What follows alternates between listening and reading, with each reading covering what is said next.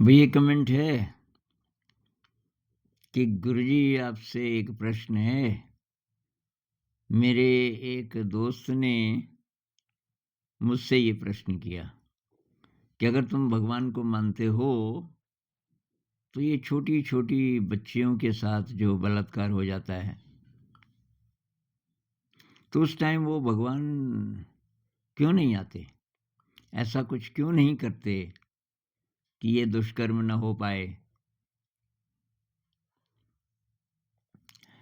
तो मैंने कमेंट का जवाब दिया था, भाई बुद्धिज़्म के अनुसार ये पिछले कर्मों का फल है। तो इन्होंने फिर बोला कि मतलब वो परम शक्ति कुछ नहीं कर सकती, क्योंकि कोई भी कुछ भी कर ले, तो वो शक्ति क्या चुप रहती है? अब भाई इसमें बहुत सारी बातें हैं और इसमें अब आप कौन-सी थ्योरी पे विश्वास करते हो, क्योंकि एक्चुअली परम सत्य क्या है हम नहीं जानते। पर कौन-सी थ्योरी ठीक लगती है, तो वो हम बोल सकते हैं। मुझे ये जो बुद्धिस्ट व्यू है, एक तो ये अच्छा लगता है और एक वेदांत वाला, तो इन दोनों को कंबाइन कर दो। वेदांत में ये है कि ईश्वर आपसे बाहर नहीं है। जिसको हम भगवान बोलते हैं, वो ये सब वही है, ये सब वही है। ऐसा नहीं है कि वो इससे बाहर है, हमारी ज़िंदगी से, इस ब्रह्मांड से बाहर है और वहाँ से चला रहा है, ऐसा कोई नहीं है। ये सब चल रहा है उसी एनर्जी से। तो एक तो ये, दूसरी बात बुद्धिज़्म में ये बोलते हैं कि जो परिस्थितियाँ आती हैं ज़िंदगी में, उसके बीज हम ही ने बोए होते हैं, इस लाइफ़ टाइम में या पिछले लाइफ़ टाइम में।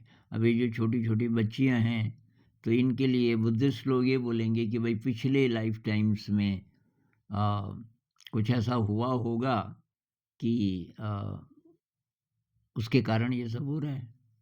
कुछ ये लोग बोलते हैं कि हम खुद ही तय करते हैं।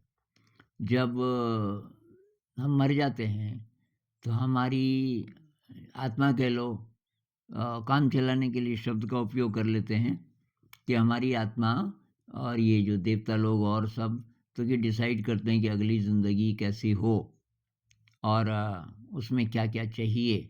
तो दुःख को, कष्ट को बुरा नहीं मानते। लक्ष्य ये है कि मैल को धोना है। मैल को धोने के लिए क्या करना पड़ेगा? तो कि बहुत बार जो आत्मा है वो केवल एक अनुभव लेना चाहती है इस ज़िंदगी में, कि मुझे बहुत ज़्यादा दुःख से, पीड़ा से अ, गुज़रना है और बस कम ही टाइम रहना है इस बार। तो देखते हैं कितनी सफाई होती है, ऐसा बोलते हैं। ये एनडी वाले भी ऐसा बोलते हैं, नियर डेथ एक्सपीरियंस। जो कुछ देर के लिए मर जाते हैं और वो दूसरे जो जगत हैं, स्वर्ग कह लो, कुछ कह लो। एक एबन अलेक्जेंडर है और उसने बोला द प्रूफ ऑफ हेवन, एक किताब है। न्यूरोसर्जन है वो, बिल्कुल एथीस्ट। वो नहीं मानता था किसी ईश्वर अल्लाह को। लेकिन उसको जब ये नियर डेथ एक्सपीरियंस हुआ, उसके बाद उसने किताब लिखी द प्रूफ ऑफ हेवन और अभी जगह-जगह जाके लेक्चर करता है। तो ये लोग भी बोलते हैं कि हम खुद ही तय करते हैं अपने कर्मों के आधार पर। सोल तय करती है ना, तो कर्म तो मतलब जब हम मरते हैं तो ये जो भी हमारी मैल है, मैल किसको मैं बोल रहा हूँ? ये जो दुष्कर्म हमने किए, वो मैल अब सामने होती है कि भई ये तो धुली नहीं। तो अब अगला जन्म कैसा होना चाहिए कि ये धुले। उसमें एक्सीडेंट्स हो सकते हैं, उसमें बहुत ज़्यादा यातना हो सकती है और बाकी भई ये तो हम किसी के लिए भी बोल सकते हैं ना। किसी भी घटना के लिए हम बोल सकते हैं। पिछले कुछ 100 सालों का इतिहास आप देखो, कितना ब्लडशेड, कितना ब्लडशेड। अब जब हम देखते हैं कोई एक व्यक्ति, 2 व्यक्ति जिनकी शक्ल हम जानते हैं, उनके साथ जब ऐसा कुछ होता है, बलात्कार हो गया, कुछ हो गया, तो बहुत ज़्यादा बहुत ज़्यादा गुस्सा भी आता है, बहुत ज़्यादा दुःख होता है। लेकिन मास स्केल पे जब ऐसी घटनाएँ होती हैं, तो उम, तब हम बोलते हैं कि भई अब क्या करें? जैसे जब-जब युद्ध होते हैं, अब आजकल पता नहीं दुश्मन की सेना घुस गई आपके इलाके में, तो पता नहीं कितनी लड़कियों के साथ ऐसा होता है। पता नहीं कितनी। ये आदि अनादिकाल से, जब से बड़े-बड़े युद्ध और ये आक्रमणकारी आने लगे। हिटलर ने कितने लोगों को कंसंट्रेशन कैंप में ख़त्म किया। हम बोल सकते हैं ना कि भगवान ने बचाया क्यों नहीं? तो ये जो मनुष्य जाति है ना, यार ये इवोल्यूशन के दौर से गुज़र रही है। एक एक एंगल ये भी है कि मनुष्य जाति अगर पहले हम बंदर थे, डार्विन तो यही बोलता है और वैज्ञानिक यही मानते हैं और ये संत लोग भी बोलते हैं कि हम जानवर से आए। बुद्धिज़्म में भी कहते हैं ना, हम जानवर से आए और बहुत दुष्कर्म कोई करेगा तो फिर जानवर भी बन सकता है अगले जन्म में। तो अगर ऐसा है अ, तो अभी इंटेलिजेंट हम जितने हुए, हमारे अंदर ये अच्छी फीलिंग्स आ गई, ये दया, करुणा जो संत लोग बोलते हैं ना, ऐसी जो इमोशंस हैं, ये इस बात का प्रतीक है कि आप थोड़ा अच्छे इंसान बन रहे हो। दूसरे की पीड़ा को महसूस करना और जो कुछ करने का आता है, किसी के साथ इनजस्टिस हो रहा है तो हम बोलते हैं कि भई मैं क्या करूँ? ये जो आता है, तो ये इस बात का सबूत है कि थोड़ा इवॉल्व हम हो गए, थोड़ा विकसित हो गए। तो पूरी मनुष्य जाति को लें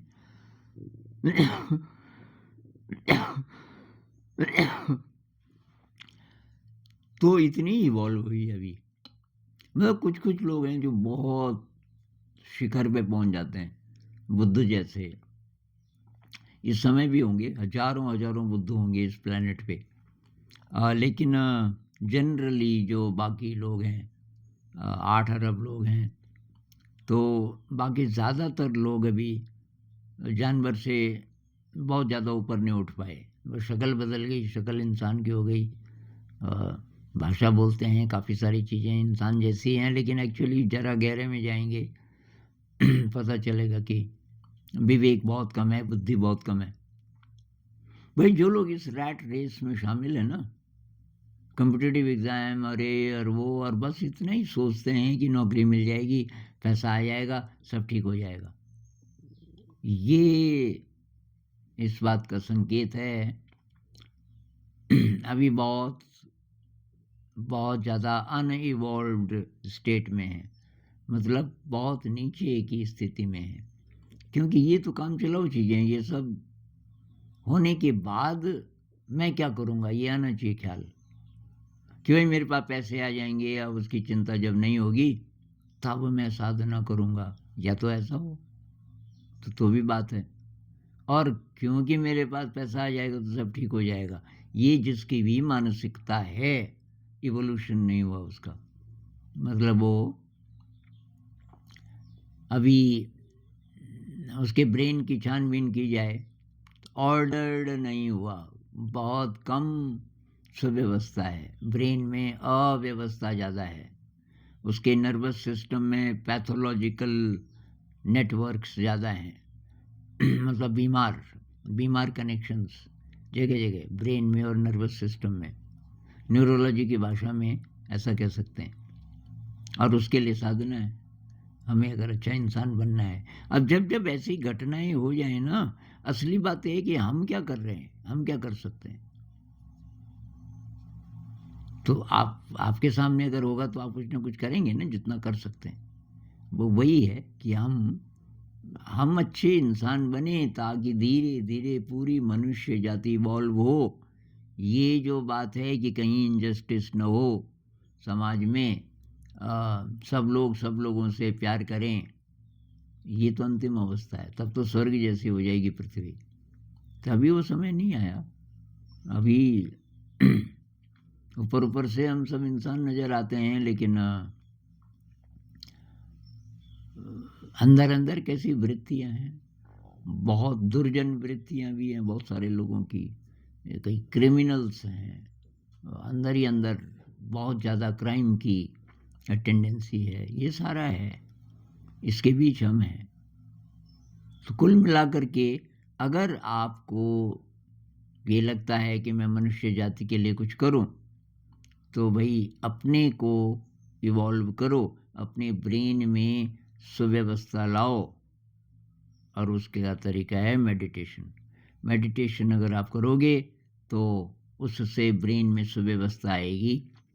क्या क्या चेंजेस आएंगे, मैं कुछ वीडियोस बना चुका हूँ पहले, पुराने वीडियोस देखना। एक तो लेफ्ट ब्रेन और राइट ब्रेन के बीच जो कॉर्पस कैलोसम है वो बहुत थिक होना शुरू होगा। आपका जो नियो कॉर्टेक्स है, वो ये जो फैसला लेता है, जो एग्जीक्यूटिव फैसले करता है, ये बहुत समृद्ध होगा इत्यादि। आपका पॉजिटिव इमोशन बढ़ेगा वगैरह। तो भाई विचलित नहीं होना, ये घटनाएं होती रहेंगी। अब आपके आसपास नहीं भी होंगी तो ये न्यूज़ में आएंगी, है ना। तो ये तो आजकल तो तुरंत पता चल जाता है, वहाँ ये हुआ, वहाँ ये हुआ।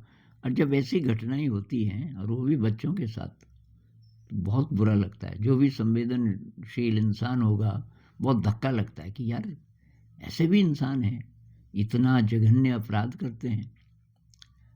अब इसके साथ दूसरा ये आना चाहिए, मेरे अंदर तो नहीं कुछ बचा हुआ है अभी।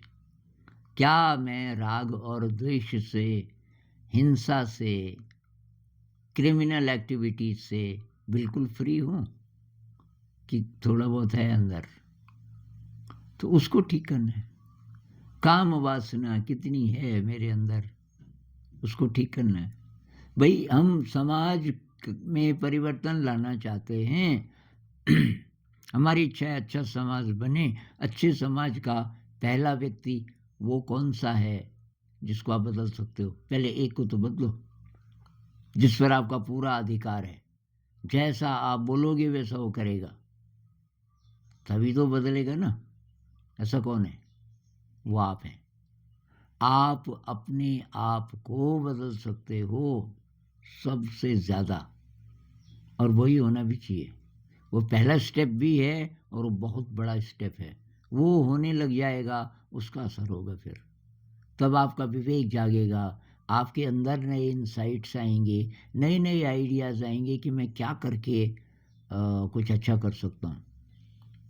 तो इस पर थोड़ा अमल करना, फिर बात करें।